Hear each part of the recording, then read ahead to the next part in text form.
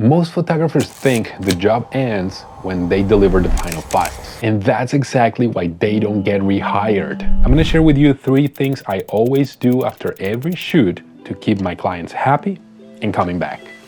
Deliver before they expect it. The first thing that I try to do after every shoot is to deliver the first edit earlier than expected. And don't get me wrong, this is not a sloppy edit, this is not rushed, this is not bad work. I want to start the collaboration process right away. That's very important to me. That's the reason why this first draft, it's a solid first draft of edit. You see, when you deliver early, something important happens. The client relaxes because they feel that you went above and beyond for their project. And yes, you did, but you did it in a very deliberate way. During every production, there's always tensions, deadlines, last-minute approvals that you need, internal pressure for the client. When you send unretouched pictures for selection or the first draft, your client is actually seeing progress. They think that they're in good hands, and that builds trust immediately. They can start reacting, giving feedback, or building the final selection with you. And that, my friends, it's super powerful. Remember, under-promise and over-deliver. I know it sounds simple, but believe me, it works every time. Send crops and formats they actually need. The second thing I do after every shoot is that I make sure that my client gets some images that are already optimized for how they're gonna use them. A lot of photographers are simply going to deliver the final high-resolution images and call it a day. And technically that's correct. The photographers are not doing anything wrong. The clients actually got their final images, right? But in practice, the clients don't always know the best way to crop those images for their platforms. Maybe the client needs something in vertical for Instagram in that 4:5 format, and not even. Maybe they just need it in the square crop for a carousel, and sometimes they just need it in horizontal because they're updating their website and they just need an image for the banner. When I'm on set, I'm always talking to my client.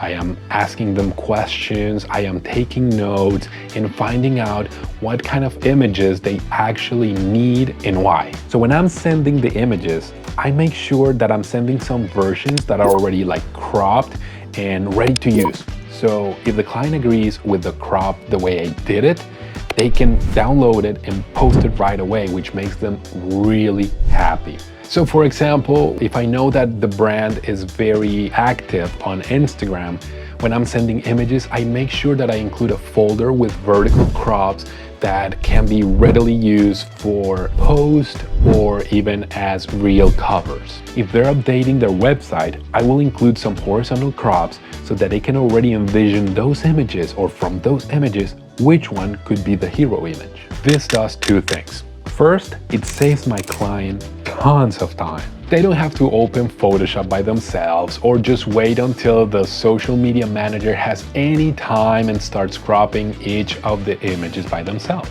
But more importantly, it removes friction from the process, and that is gold. The easier you make it for the client to use the images, the more valuable you become. So you're not just delivering files anymore.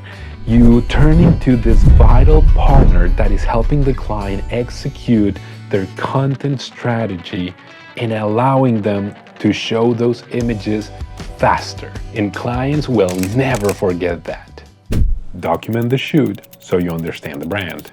So the third thing I do after any shoot is that I document what happened during the production. And this is something most photographers will overlook. So once the project is finished, I keep notes, detailed notes about the project. Notes like the setup that I used for the lighting, the images that the client was reacting more to, or the direction that the client liked the most, and even what it didn't work. Maybe we proposed something on set and client said, you know what, that's not gonna work for us. That is important to me because every project tells you something about the brand.